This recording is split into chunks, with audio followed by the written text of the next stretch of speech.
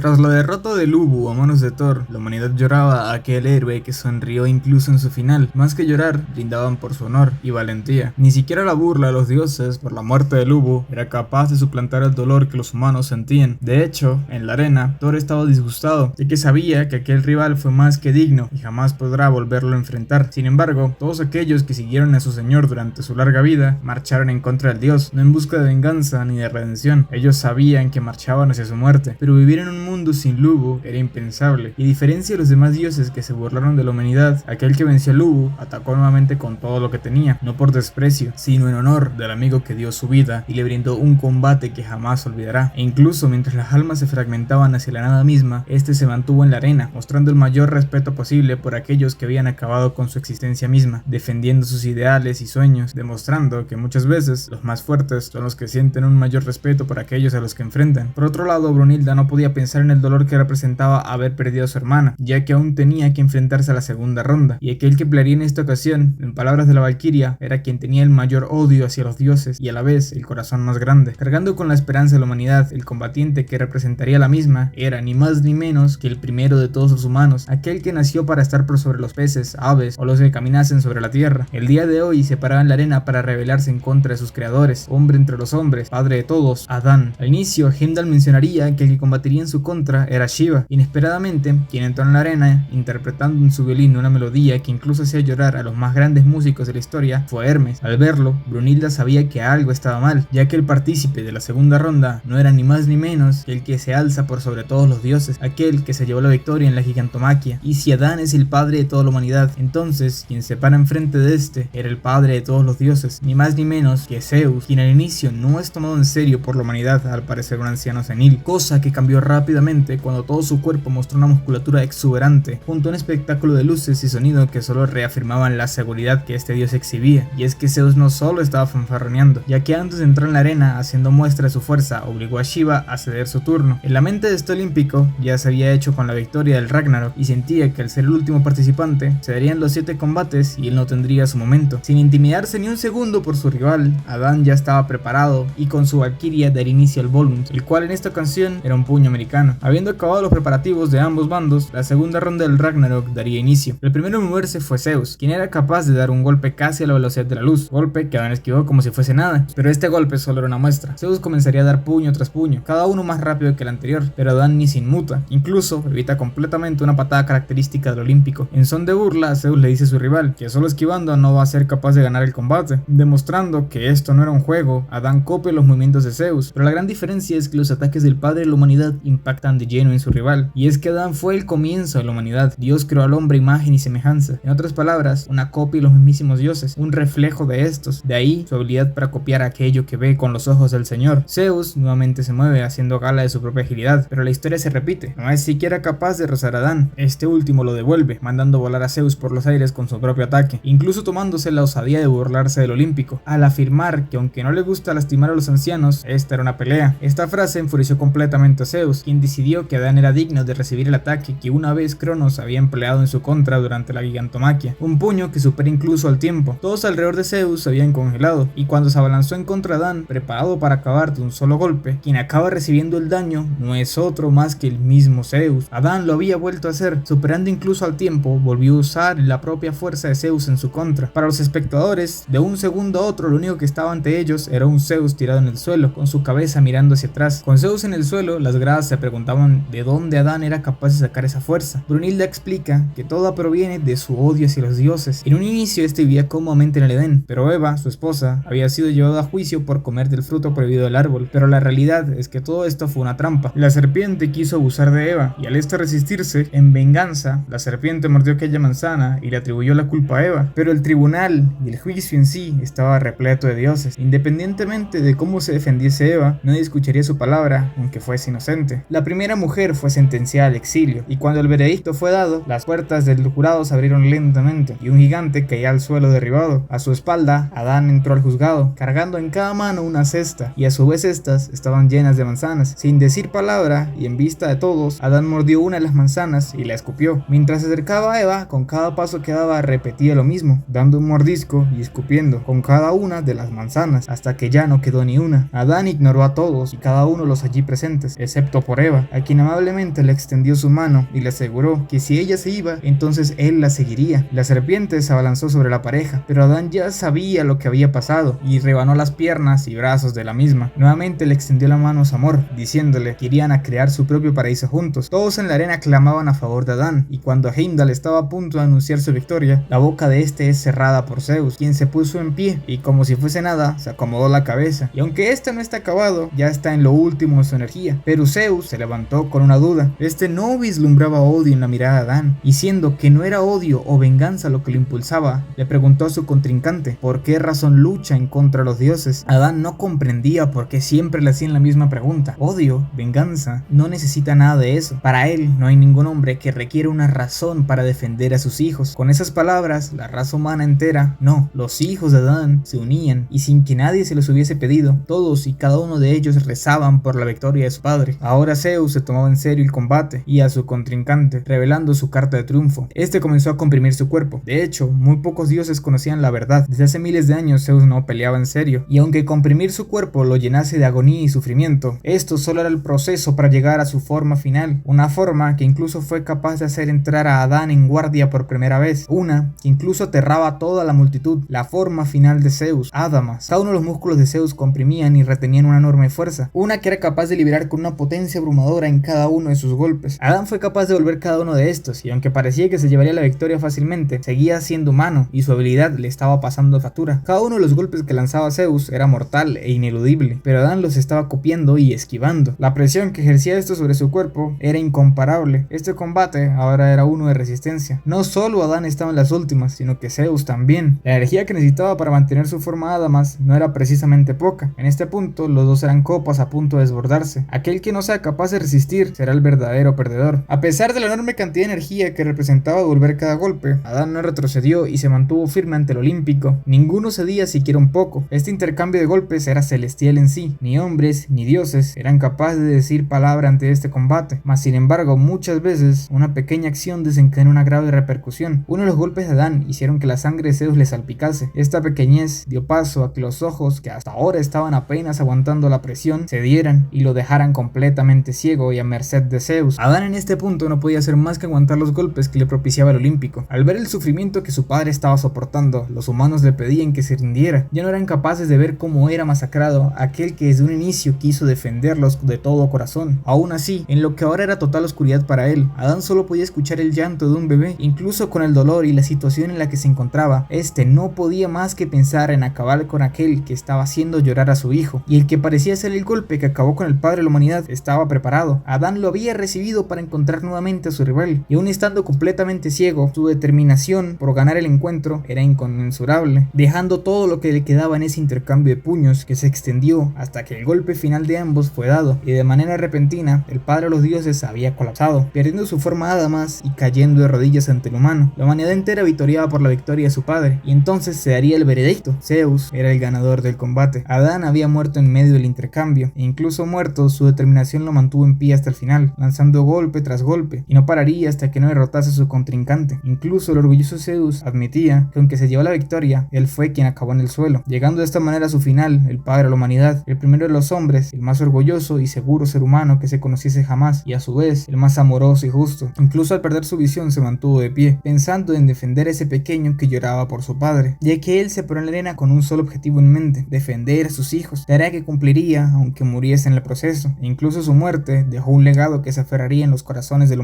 humanidad que aunque en este punto tuviesen dos derrotas seguidas, ni uno de ellos cayó en la desesperación, ya que Adán les demostró que se puede derrotar a un dios.